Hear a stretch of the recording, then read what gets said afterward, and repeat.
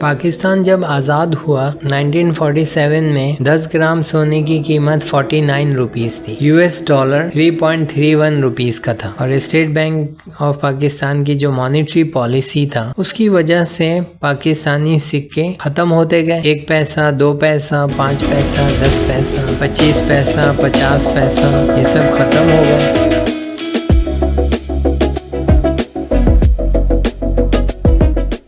सोना Nobel metal है, सदियों ही खराब नहीं होता। हजारों साल से सोना और चांदी करेंसी के तौर पे भी इस्तेमाल हुआ है। आज के डिजिटल दौर में भी सोने की अहमियत है। Gold as an investment global financial system का हिस्सा है। पाकिस्तान जब आज़ाद हुआ 1947 में 10 ग्राम सोने की कीमत 49 रुपीस थी। तकरीबन 78 ईयर्स के बाद ईयर 2025 में 10 ग्राम सोने की कीमत 3,62,000 रुपए के करीब है। इस तरह से 10 ग्राम सोने की कीमत इन 78 सालों में तकरीबन 7,500 गुना सोने की कीमत में इजाफा हुआ। 2017 में 10 ग्राम सोना 47,000 रुपीस का था, जो कि इन 8 सालों में बढ़कर 3,62,000 रुपए का हो गया। जब पाकिस्तान आजाद हुआ 1947 में यूएस डॉलर 3.31 रुपीस का था, जबकि ईयर 2025 में $1 तकरीबन 280 रुपए का है। तो इन 78 सालों में डॉलर तकरीबन 100 टाइम्स इजाफा हुआ। 1947 में 1 रुपए के अंदर 100 पैसे भी होते थे, लेकिन अब ईयर 2025 में चूंकि हमारा रुपया पैसा बन चुका है, तो एक लिहाज से 280 पैसे में आपको $1 मिल रहा है। जैसे जैसे वक्त गुजरा और स्टेट बैंक ऑफ पाकिस्तान की जो मॉनेटरी पॉलिसी था उसकी वजह से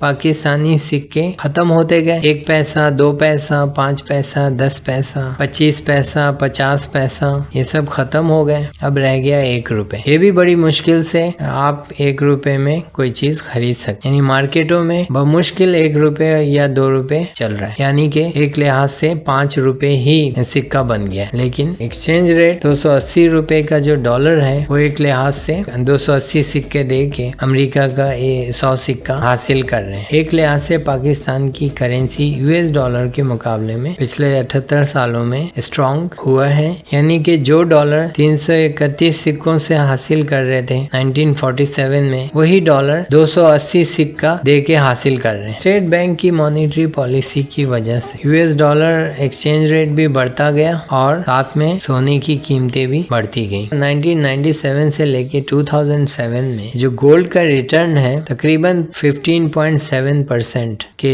हिसाब से बढ़ा है। इसी तरह 2017 से लेके 2025 के दरमियान हर साल तकरीबन 30% का इजाफा हो गोल्ड की प्राइस में। तो इससे साफ जाहिर हो रहा है जिन लोगों ने गोल्ड में इन्वेस्ट किया वो उन लोगों के मुकाबले में बेहतर रहे जिन्होंने बैंक्स के अंदर इन्वेस्ट किया, या फिर जिन लोगों ने घर खरीद के किराया वसूल किया, या फिर इस्लामिक बैंक में इन्वेस्ट करके इस्लामिक किराया वसूल किया। हर सूरत में गोल्ड का जो रिटर्न रहा है पिछले 8 सालों में 2017 से लेकर 2025 के दरमियान जिन लोगों ने गोल्ड में इन्वेस्ट किया उनको ज्यादा प्रॉफिट हुआ। और ये सब इसलिए मुमकिन हो पाया क्योंकि state bank of Pakistan gold price को स्टेबलाइज नहीं करता, जबकि पाकिस्तान के अंदर एक बहुत बड़ा तबका है जो कि गोल्ड में इन्वेस्ट करता है। आप इस चार्ट के जरिए ये मालूम कर सकते हैं 2017 में जो आपके घर वालों ने जो फैसले किए, जैसे घर खरीदा या गाड़ी खरीदी या कोई शॉप खरीदा या कोई जमीन खरीदी, उसमें आपको ज्यादा बेहतर प्रॉफिट हुआ, या फिर अगर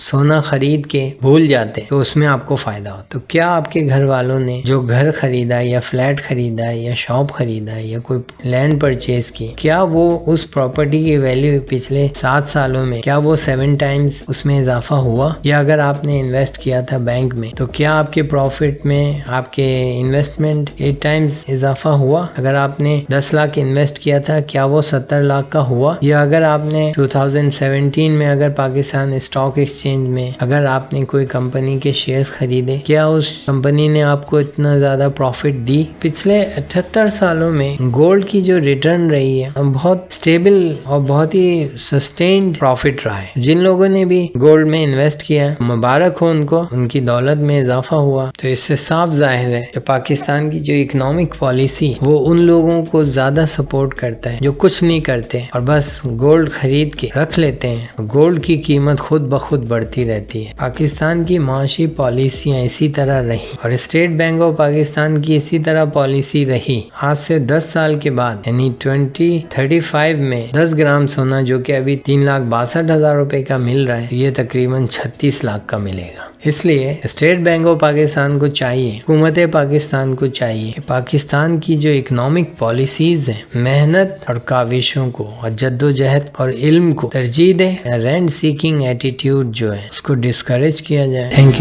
you for watching this video.